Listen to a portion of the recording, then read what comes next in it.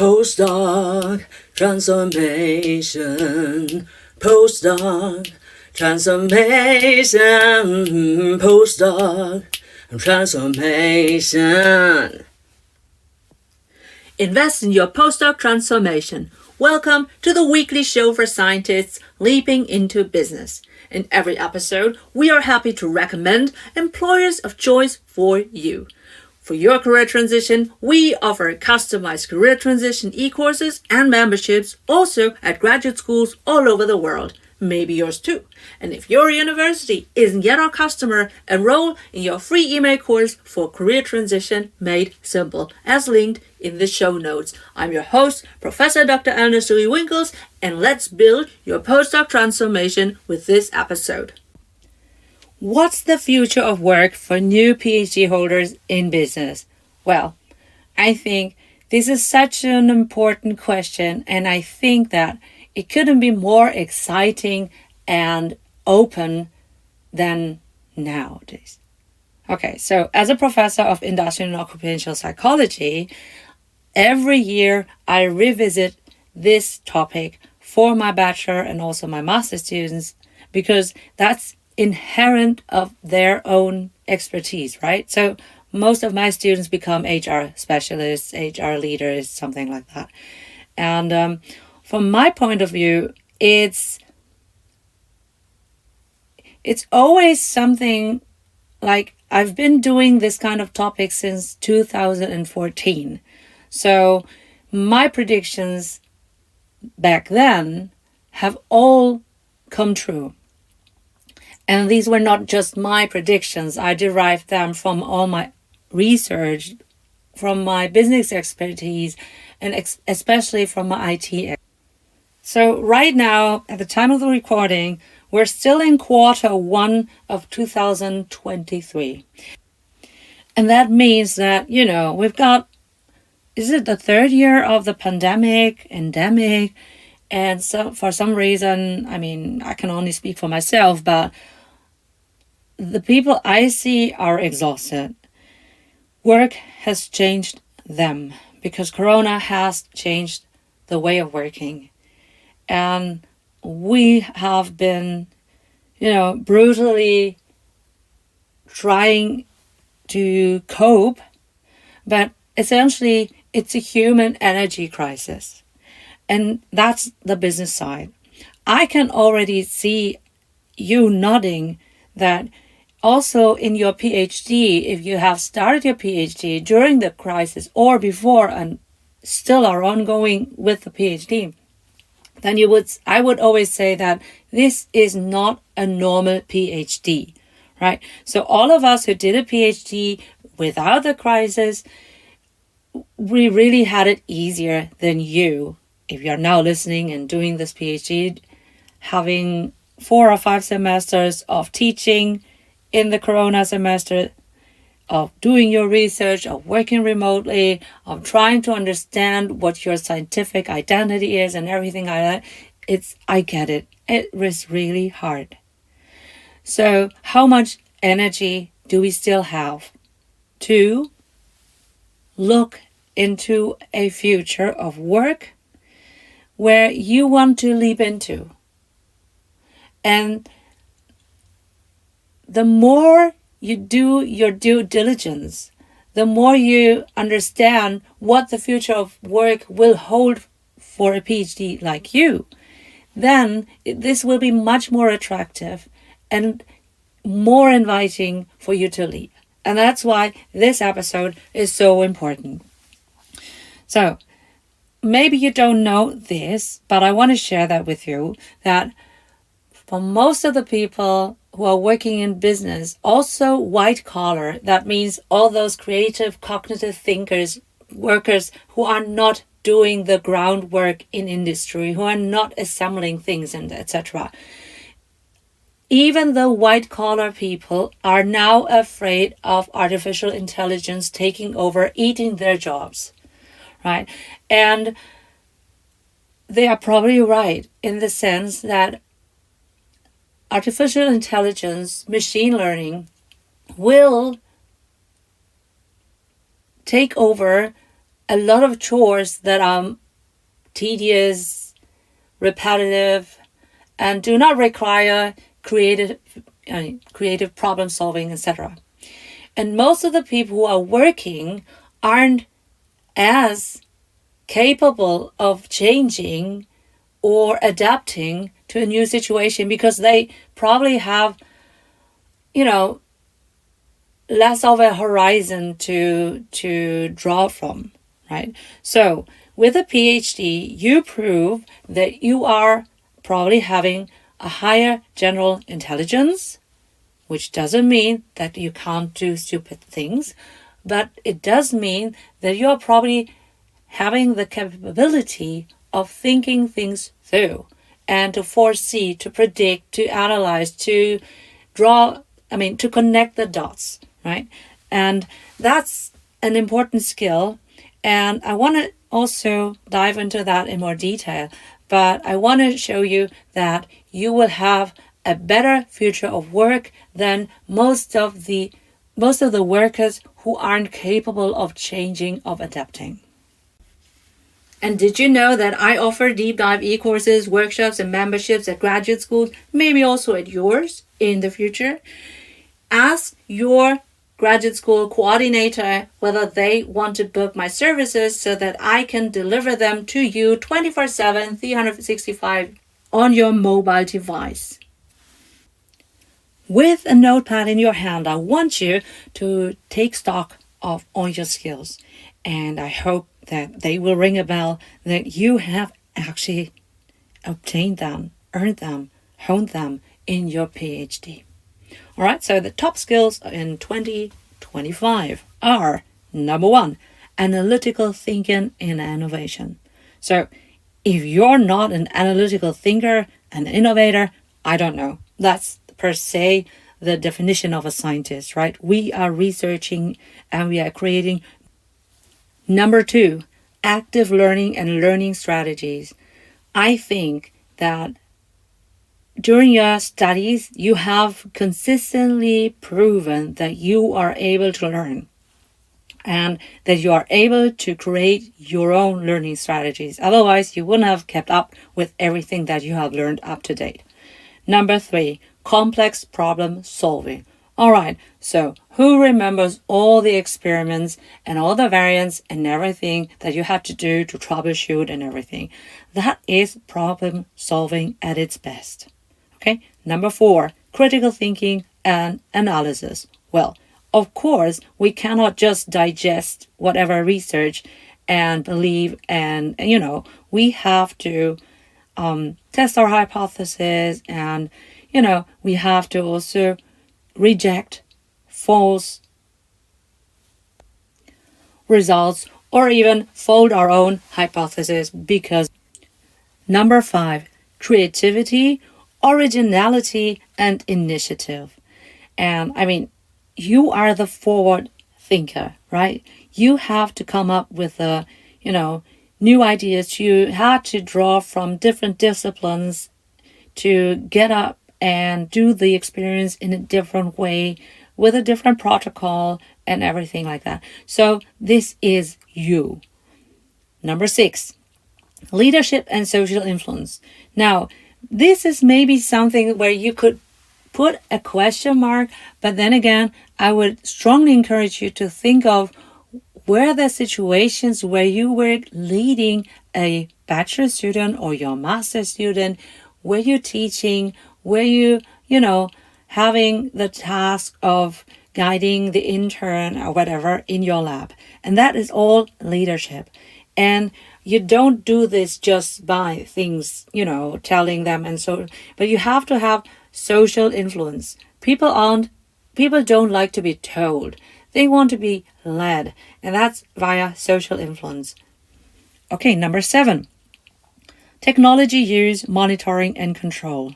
And I bet that if you are a PhD in STEM, then you are probably using all your tech to do the experiments, to monitor and to control. And that's quite the easiest thing for the STEM PhDs. For the humanity PhDs, you might even think of maybe you do SciComm And then for SciComm, you are using different apps to create your visuals, to create whatever it is. So if you have the option to use technology or like Max QDA for analyzing your qualitative interviews and something like that. Now, the 8th skill is something that probably not most of you have, which is technology design and programming or coding. And like I said earlier in my previous episodes, I would strongly encourage you to, if you have the opportunity, to code your own experiments. If you're not in STEM, that's probably hard to do, but if you have the opportunity, that's really a great learning curve that you can have. Number 9 is something that you all have as PhDs. Like I said in the introduction, the skill that you have developed throughout the whole crisis up to date is number 9, resilience, stress tolerance, and flexibility. I mean, who if not you? And number 10 is reasoning and ideation. And again, that's absolute one of our strongest virtues as scientists and researchers. So that does sound promising, right? And now it's time to thank Company ABC, who sponsors this episode of the Postdoc Transformation Show. I would now be reading the company's answers to one of 6 bold questions so that you can choose to apply. For example, number 1, describe your most valuable experts versus leaders in your company. Have they typically earned a doctor title? Or number 2, for which of your company roles or units do you encourage somebody with a doctor title to apply? Number 3, how would you describe your organizational culture in which your most valuable experts and leaders thrive in? To nominate an employer of choice so that we can ask our informative, bold questions, click on the link in the show notes. And now, back to the Postdoc Transformation episode. And maybe now you're thinking, where did I get all these skills? And I put in the show notes all the links to all these resources so that you can look them up for yourself. And I also looked into an article that reported the 4 most in-demand digital skills in job ads as of today, right? So that's number 1, very less surprising, artificial intelligence and machine learning. Well, if you're not a PhD student in IT, well, that's probably out of reach. Okay, I get it. Number 2 is probably also out of reach, which is cloud computing. I mean, even I, as a person who would identify as IT affine, wouldn't go into that. But you could maybe go into user experience or something like that, design in the AI, ML, cloud computing area. Okay, but I wouldn't do the hard coding. But number 3 and number 4 are the ones that are probably very promising for you, because these are product management, number 3, and for me, absolutely surprising to be honest, is number 4, social media. So let's talk about the less surprising things. So product managers are the ones who are at the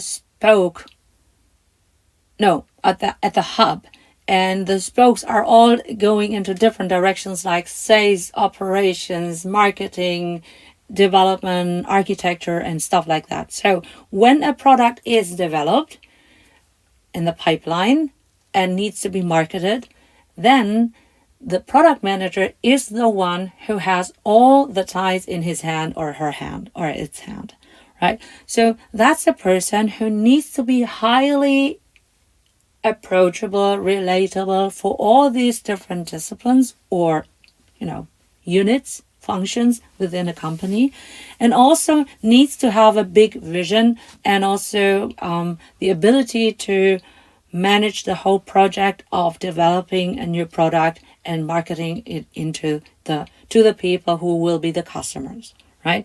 So that's essentially a huge interdisciplinary role, and it takes someone who is essentially having all these top skills that we have just listed, right? So I can see that.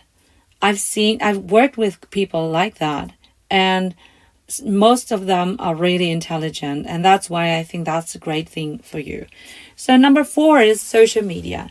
And to be honest, when I looked at the data in that article, which I will link also in the show notes, you can see that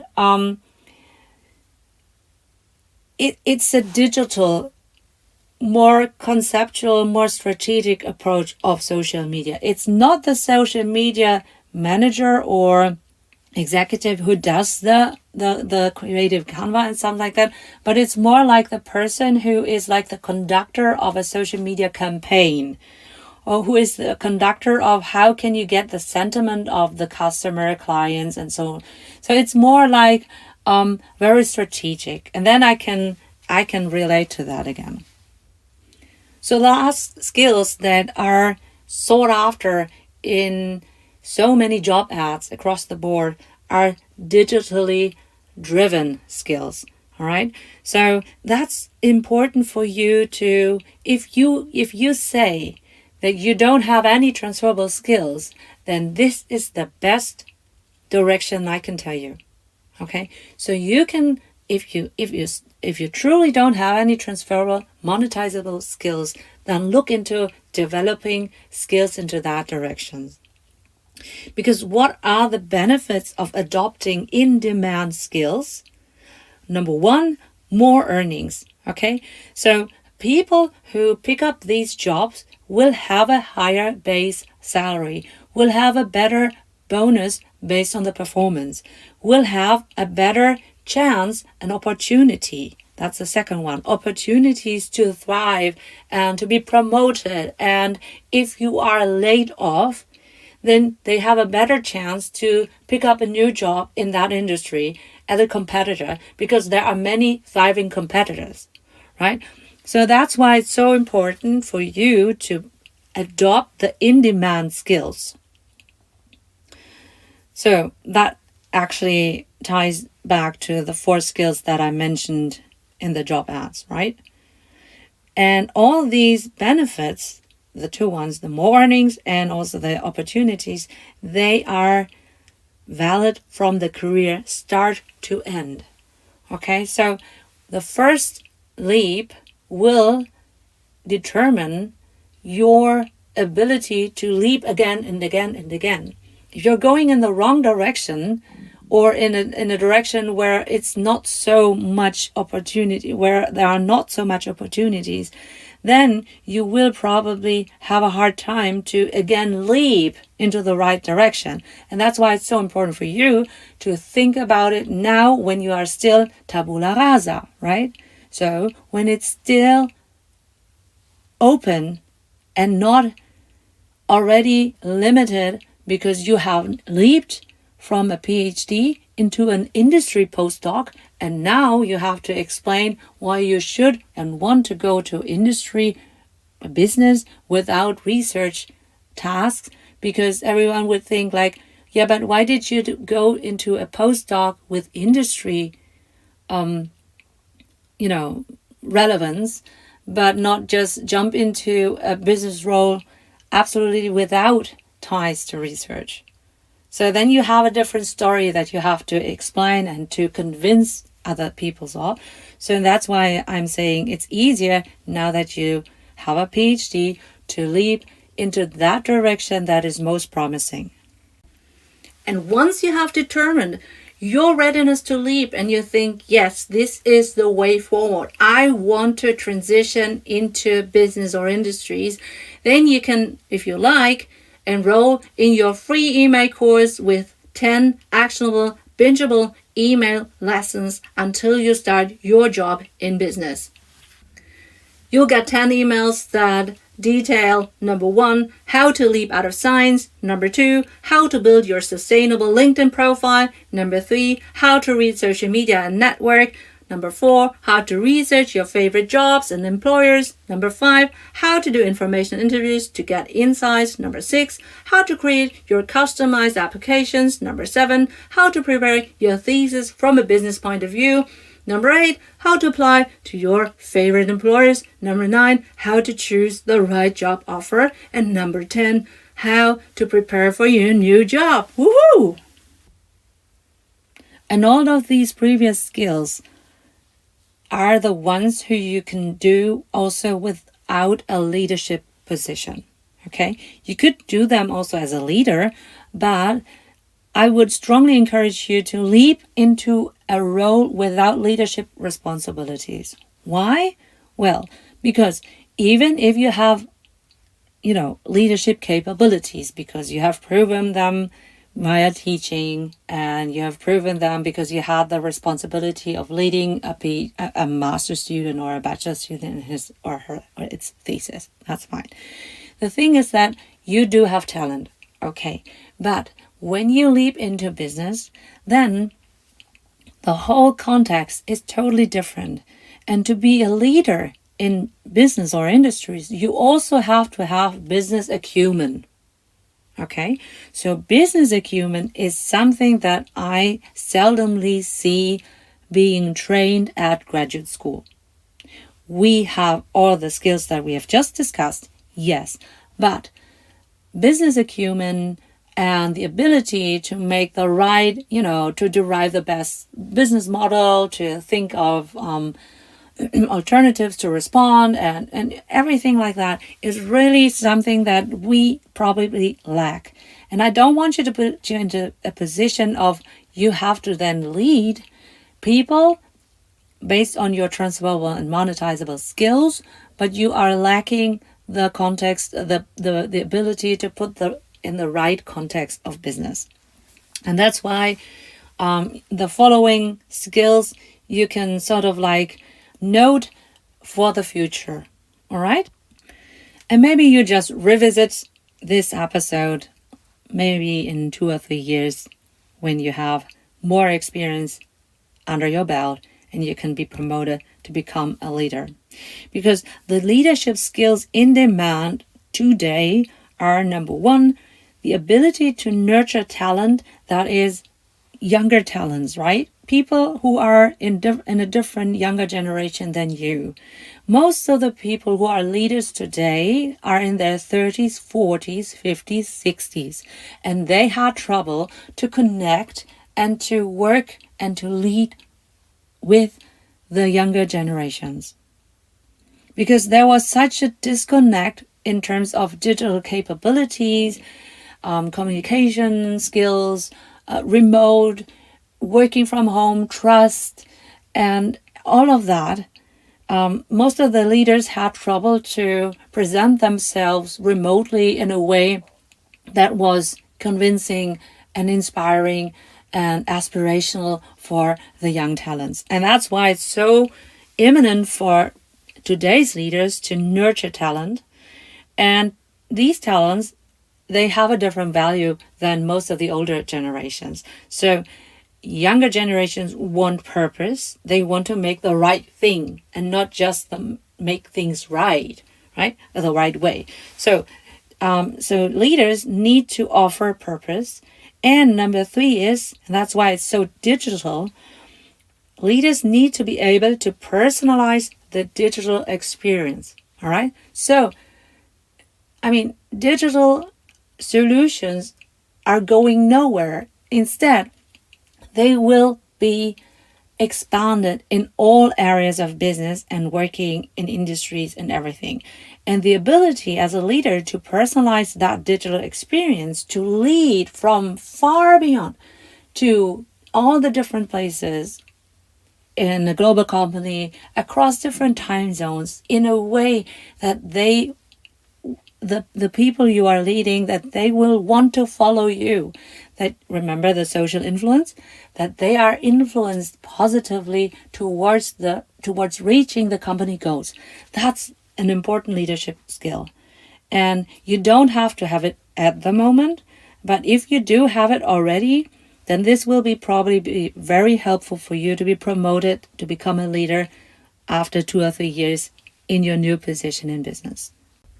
Hey, have you found this episode so far helpful for yourself? Well, maybe you can subscribe and also share this episode with your PhD bestie, because that would encourage us to help the underprivileged, underrepresented, and underserved early career scientists leaping into business. And now, back to the show.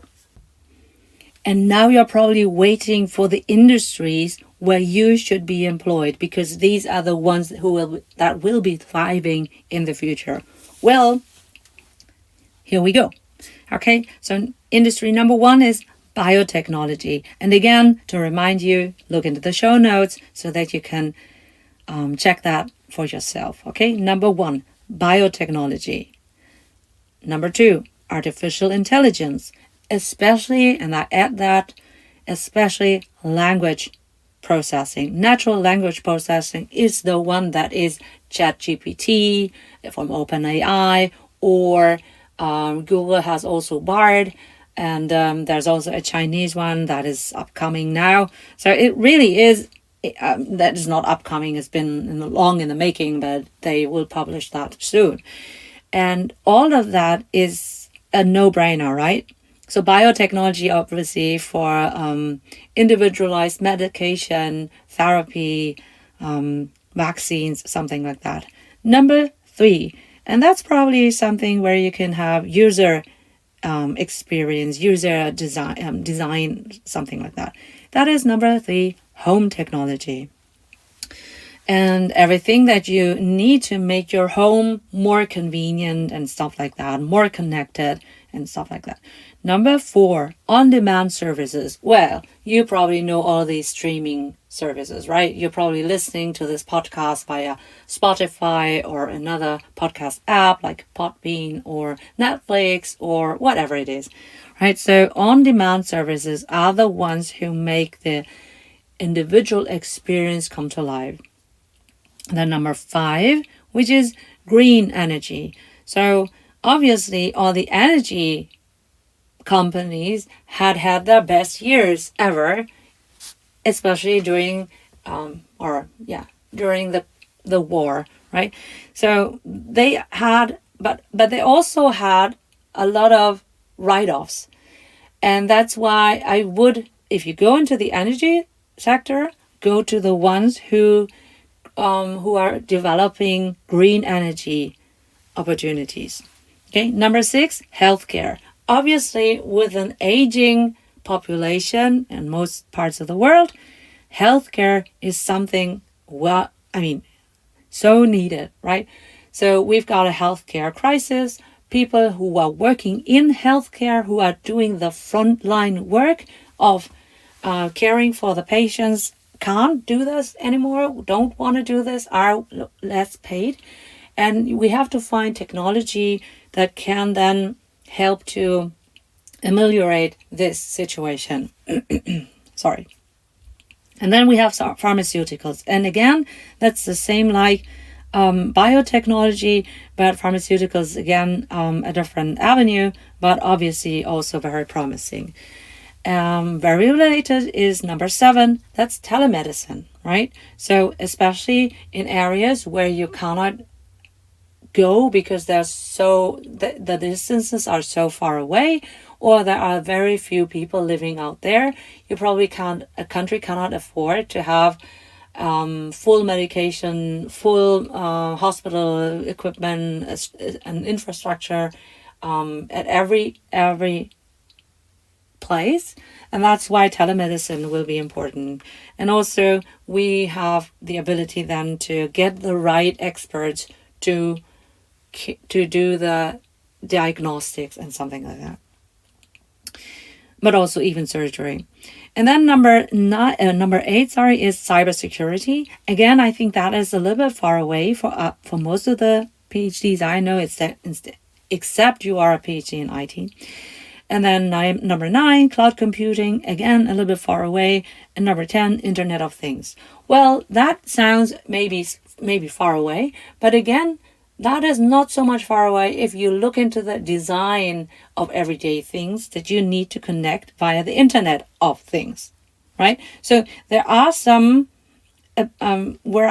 there are some touch points where I think that you don't need to have the IT background to provide value in these industries. And the reason why I put this list together is because actually that title of the article was Best Industries to Invest. Well, I know we are, as PhD students, PhD candidates, as faculty members probably aren't rich, right? I mean, I think that's a no-brainer. But I think that when you look at it from a perspective of stakeholders who have money and want to invest in industries that are probably in the future thriving, then this is the industry, these are the industries where you should want to work, where you want to be employed. And that's why I put this list together. And I hope that you found value in this episode. Remember, you will manage your postdoc transformation, but I also hope that you will now invest in your doctorate according to your vision of life. Thank you for listening, and until the next episode. Bye-bye. Do you want the transcript of our episode and our episode sponsors' answers to all 6 bold questions so that you can choose to apply? Do you want to nominate your employer of choice so that we can ask them our bold questions? For all of that, check out our clickable links in our show notes.